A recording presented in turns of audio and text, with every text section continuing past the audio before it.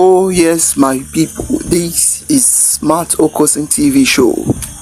Welcome. Today we are going to give the latest update concerning what is going on in Biafra land and within. Today is another special update. Please, as you are about to watch this video, like, subscribe, and click the notification button for more of our video coming up. And thank you for watching. Stay tuned.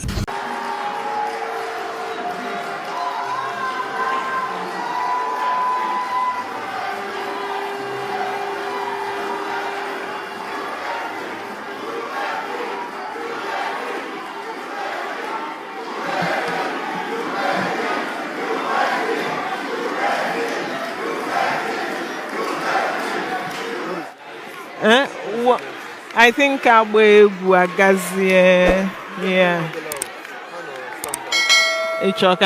Now. Okay. Would there be questions for Michael? Let me ask. Hey, Michael, thank you so much. Thank you. Thank you so much. I am sure that they are listening. I am sure that the West is listening. Michael, I am sure the White House is listening. So, Michael, are you open to take one or two questions? If not, yes, absolutely. Okay, thank you. So, does anyone have a serious question for Mr. Michael?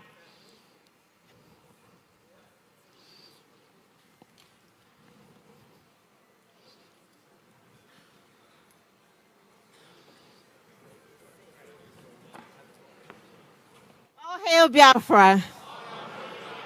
Mr. Michael, I thank you for taking the opportunity to speak to Biafrans, and we appreciate what you're doing. My question is, have you had a cup of tea with Donald Trump this morning? I've had a cup of tea, but that's all. We need to know.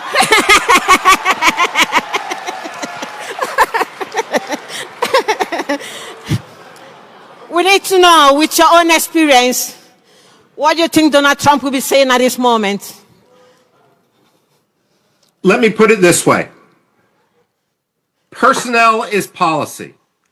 Donald Trump is the president, but what matters are those who will be staffing him at the Undersecretary of State for Africa level, at the National Security Council, and the Pentagon. That is who also in the Senate Foreign Relations Committee separately. Yes. That is who needs to be lobbied if the Biafrans are going to convince the United States. Quite frankly, American attention right now is on China, it's on Russia, it's on Israel. Okay. It behooves the Biafrans to make sure that Biafra gets the headlines for the right reasons. Okay. If I may, and this isn't an either or, yes. The Somalilanders have been at this for years and have made tremendous strides. You can jump over much of the preliminary work they have done to make your case. And given the Biafran diaspora in the United States, given the talent, given how vocal they are going to be your ambassadors. And so I do think it is possible that the United States will eventually see the light. Frankly, I don't think it's possible to go backwards. No. But as Winston Churchill once said, the United States always does the right thing. They just try everything else first. It's important to get through that process much quicker. Thank you very much. Sorry, I didn't introduce myself. My name is Sister Dominica Oleune. I'm from Olo State. Thank you.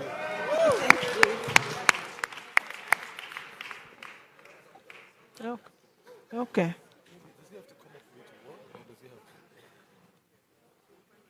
Yeah. Okay. Do you want to take it to him? Thank you.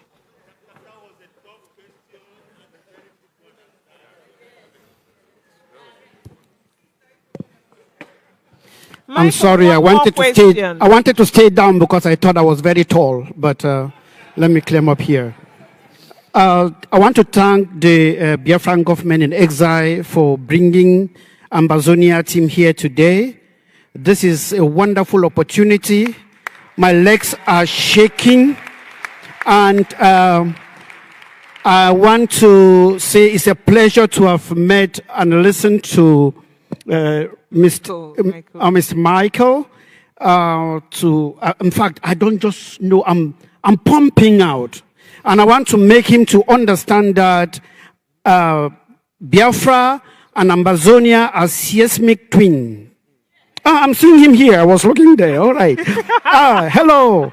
Yeah, they are seismic twins. And I just want to ask you if you've also made some research on the genocide La République du Cameroon is emitting in Ambazonia, with the scorched earth policy, burning of villages, amputation, burning of fathers and mothers in their houses. And if that is done, that would be a very, very great thing for me to take home today. And hail Biafra. Thank you very much. I am aware of the situation. I'm aware of the fighting between the Francophones and the Anglophones. I'm aware, based on the Cameroonian community in the United States, in Washington, D.C., who say and describe how much of a police state it is as soon as they land in the country, how they're afraid to go back. I've been in, I've listened to phone calls that people have put on speakerphone to hear about the situation back home. So I am aware of the situation. Aside from a brief airport layover in Douala, I've never actually been to Cameroon. And I would hope to be able to write more about it in the future. The closest I have gotten is to the Central African Republic. But look, without doubt, this is my frustration with the United States. Africa is the second most populous continent. It is, when I look at the economy of Africa, largely, the fact of the matter is Africa is the continent of the 21st century. And I find it shameful, the difference between the rhetoric of the United States and the reality of our policy. We should not be ignoring Africa anywhere. And that means not only the good news stories, but also the problems, such as what's happening in northern Cameroon. Thank you. Thank you, Michael. Thank you. Yeah, please, do you still have time for a few more questions? A lot of... Of course I do. Okay, thank you. You won. Just a second. Thank you. Yeah, you can come.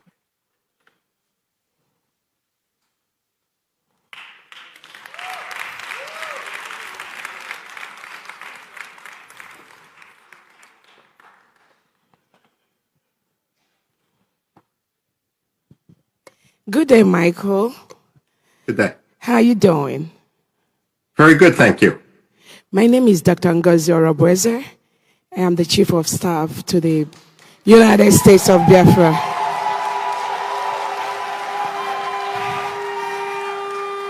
I thank you for your comments. Don't really have any question for you because what you've said is what any sensible, decent human being will say. But I just want to use this opportunity on behalf of my Prime Minister, our Prime Minister, Simon Ekpa, to thank you for standing up for Biafra. Please continue to do what you're doing for us. Biafrans and generations unborn will be very, very kind to you. That's all I need to say. Thank you so much. Thank you so much, and I pray that we will be able to see him in person soon. Thank you. Free from Finnish prison. Thank you.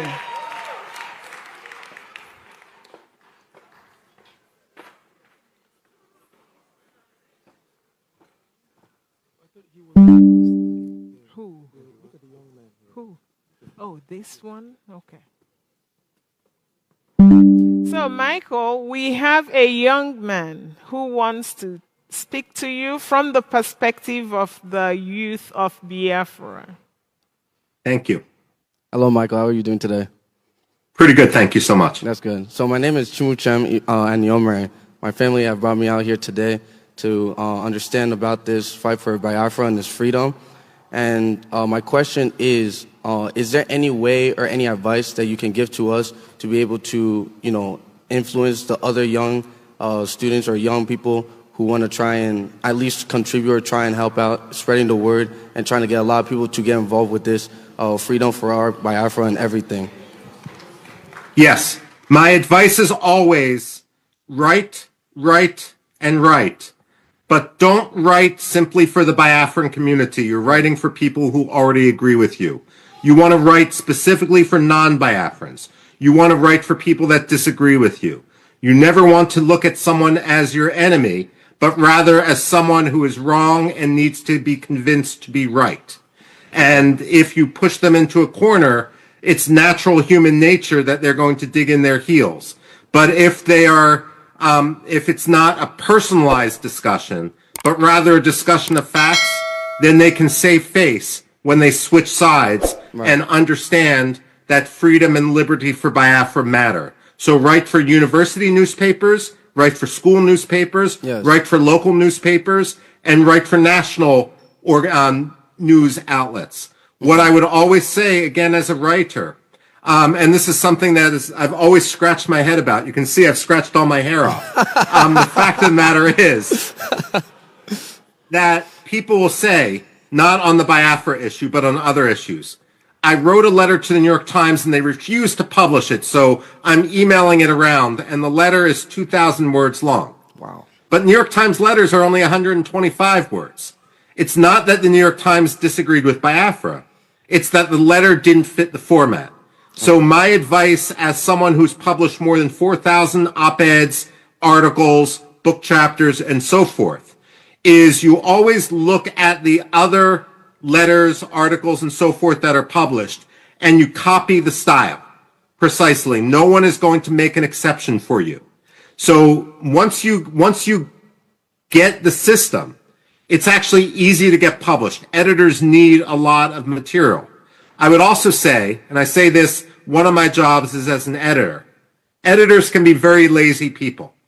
If I have two pieces that come in, and one is already perfectly edited and only takes me 5 minutes to go through, and the other one is a mess and takes me 2 hours to work on, I'm going to go on the one that takes me 5 minutes. Okay. And so it's important that the editor's job isn't to make it publishable. It's the writer's job. But you guys have the content. You guys have the facts on your side. Right. It's just a matter of figuring out how to get them to the public. Okay. And for that, I commend your energy. Thank you so much. Thank you. God bless everyone. Thank you. God bless you.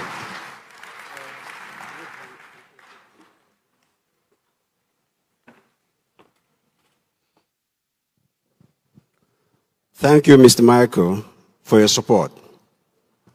My question is, why do you think the West, who always clamor for human rights, prefer to partner with these repressive regimes in Africa at the expense of human life? You know, it's a great question. And it's something that's frustrated me in other contexts. First of all, there's two types of it. Let me put it this way. When George Shultz was the United States Secretary of State under Ronald Reagan, whenever a new U.S. ambassador would be nominated to go to a different country, George Shultz always invited him into his office on the 7th floor of the State Department, and he had a big globe there. And he would tell the ambassador nominee, show me your country. And God forbid if that ambassador pointed to Gabon or Senegal or Somalia or Kenya, George Shultz would say, no, never forget that your country is the United States of America. The point of this is that some ambassadors believe that they are successful if they have good relations with the country to which they are sent. but that's not the job of the ambassador to be liked by the president, the prime minister, or the dictator. It's the job of the president to advocate for United States national interests. And I would argue that United States national interests are at their strongest when they are backed by liberty and moral clarity. So, rather than have an ambassador who simply wants to have good personal relations with an undemocratic leader and therefore endorses undemocratic things or ignores real problems, it's essential that we stand with moral clarity even if it makes for an uncomfortable meeting. This is why personally, and I wrote about it at the time, I was so disappointed when Secretary of State Antony Blinken, a man who based his legitimacy at his Senate confirmation on the fact that his father-in-law was a Holocaust survivor, when he ignored and took, when he sat with Muhammadu Buhari and when he took Nigeria off the religious freedom watch list. You know, politicians and diplomats don't like to be criticized. And when you see such hypocrisy, if you write about it, and I'm going to the previous question now, that is something which they will notice. They may not want to admit that they are making a mistake, but they will read the criticism and hopefully not make the same mistake twice. So part of the problem is the culture of the American State Department and frankly, the British Foreign Office and so forth. But part of the problem is that the Biafrans need their voice to be amplified far beyond the borders of Biafra and far beyond the confines of the communities within the diaspora. Thank you, Michael. No. Last question.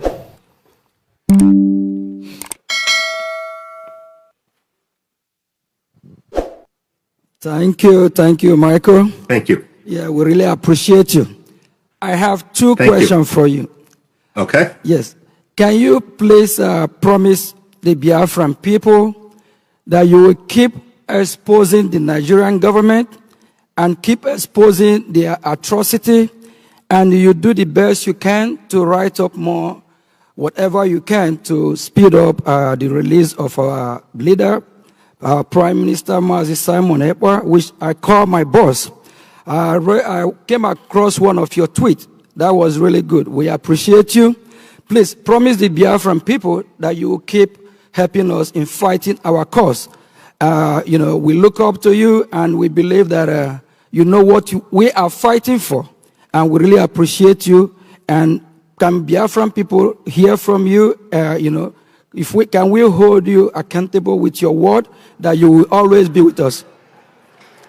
Yes. The short answer is yes. The longer answer is the American Enterprise Institute is a nonprofit. I am given the authority to write about whatever I want. There is no pay to play. I am not a lobbyist. I accept no money for my writing. I write based on the principle of what I see with an effort driven only by me to pursue and to try to change American policy to what I believe would be more just. And therefore, when it comes to me, you don't need to worry about any contract running out or anything like that. That's not why I'm involved. And again, I will never accept any money from a Nigerian. I will never accept any money from a Biafran. I will never accept any money from a lobbyist. I'm doing this because it's right, and therefore I will continue to do it. It's a publish or perish world for an academic, and I'm hooked on the Biafran cause.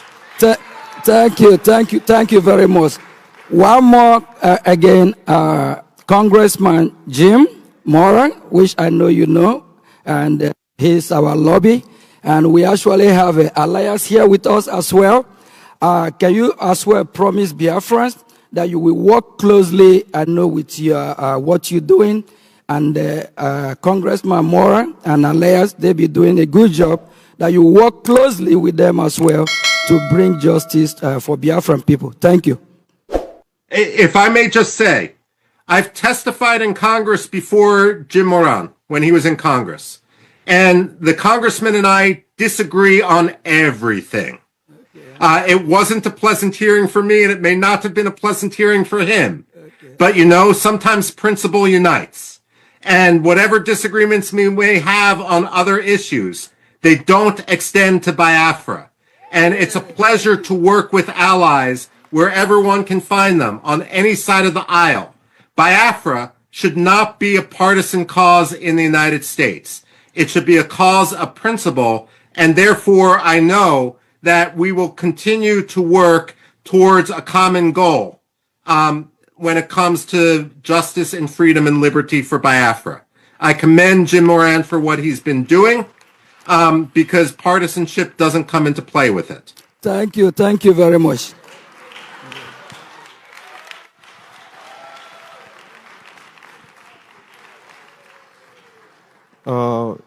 Mr. Robin, thank you very much for your commitment in putting the truth out there to the public.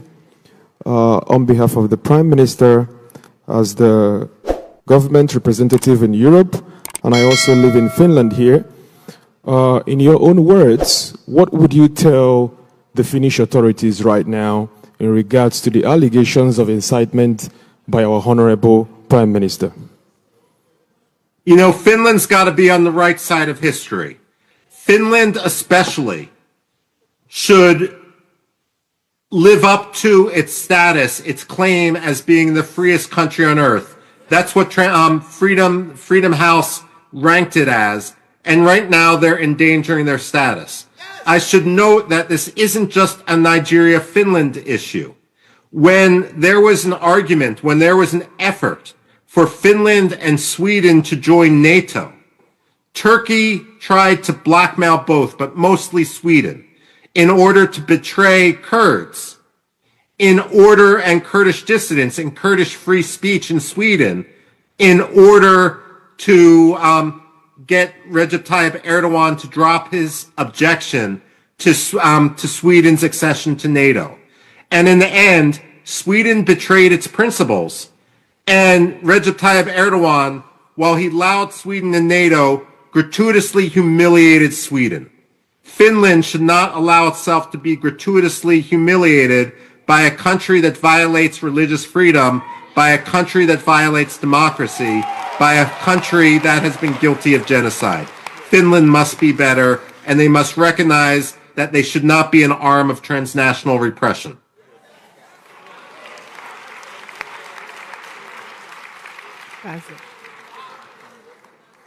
Thank you so much, Mr. Roby. Okay. Thanks for tuning in to Smart Okason TV show. Don't forget to like, comment, subscribe, and share to keep the intellect flowing.